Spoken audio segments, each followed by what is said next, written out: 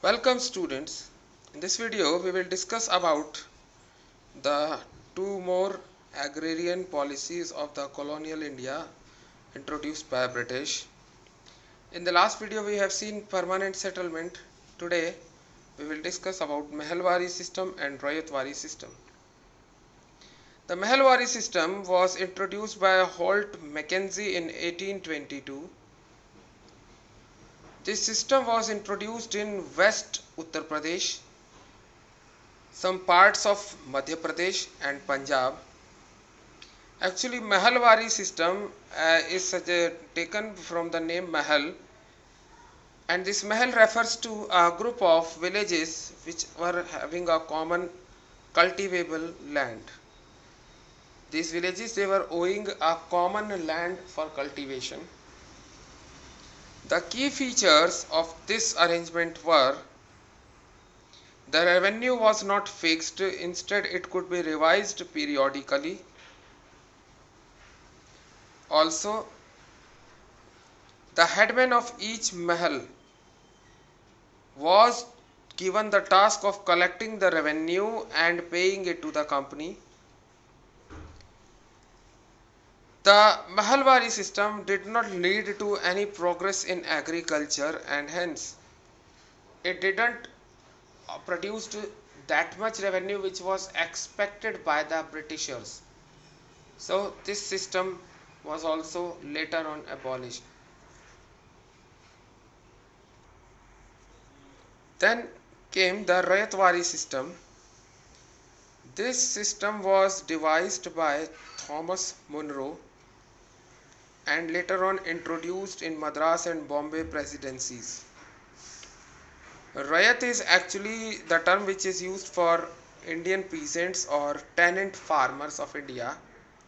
So in this arrangement, the farmer was the owner of land till he keeps on paying the land revenue.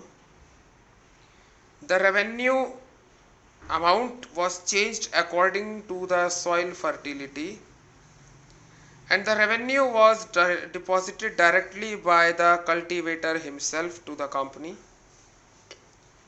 This system made the company a regular earner of the revenue. Also, the revenue was fixed. Since the revenue was fixed according to the fertility of soil, so as the fertility of soil declined, the revenue also got changed.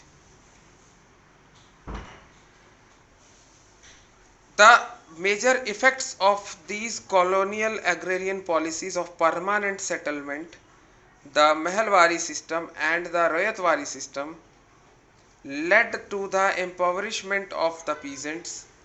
The peasants, they became poor and poor and poor. There was no improvement in their economic condition, as in case of crop failure or since the cultivation was totally dependent on monsoon. So in case of failure of rains or in case of crop failure, the tenant was to pay the revenue to the government, British government, and for that they have to go to the landowners or money lenders in the village, who charged heavy interest, and sometimes the farmer died with the unpaid dues.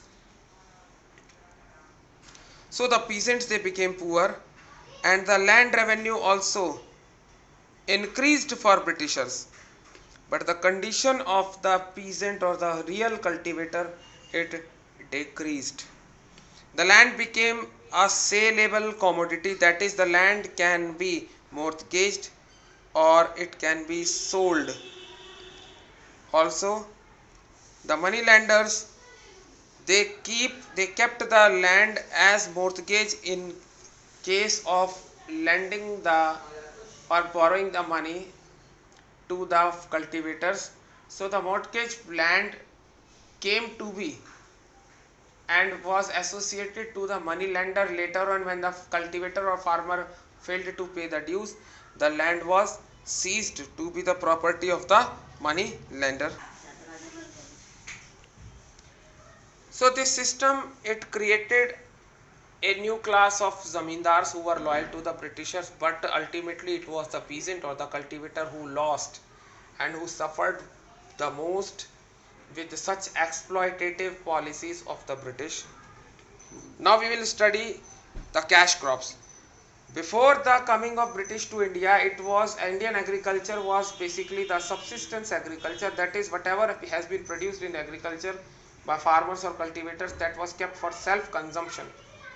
But with the coming of British and with the introduction of the industrial revolution in Britain, the Britishers, they started turning, and they turned actually the Indian agriculture into the cash crops. It turned the face of Indian agriculture, and that subsistence agriculture became one of the most producer of the cash crops like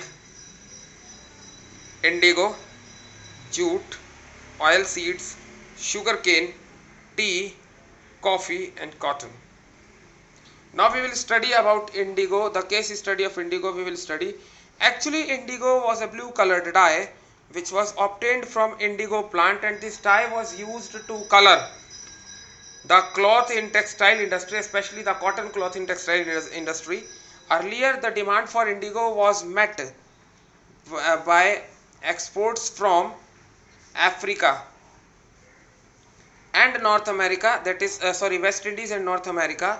But later on, when the indigo plantation in those areas declined, the British, they turned towards India, and to meet the growing demand, the company forced farmers in Bengal to grow only indigo. For this purpose, they culminated and carved out some contracts, and the planters, they signed a contract with the cultivator that he would sow only indigo. Indigo cultivation was actually a labor intensive job, that is it required a lot of labor to be introduced for indigo.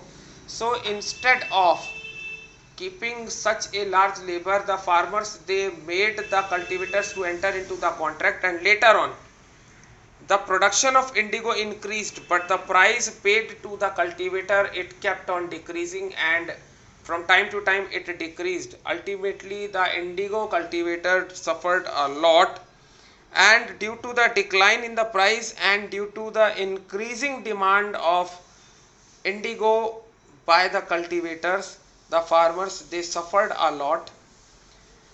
While seeing the profit margins in the indigo business and by looking at its great demand, some of the British officials, they started investing privately into indigo plantations, and as a result the policies devised became even more and more exploitative. The indigo cultivator, due to the terms of the contract, they were not free to sow other crops. Also, if they wished to do so, they found that continuous indigo plantation has devastated and exhausted the fertility of soil. So the plantation, the cultivator or the indigo cultivator was helpless, and this helplessness of the indigo cultivator turned the turmoil and a revolt, that is the indigo rebellion, started.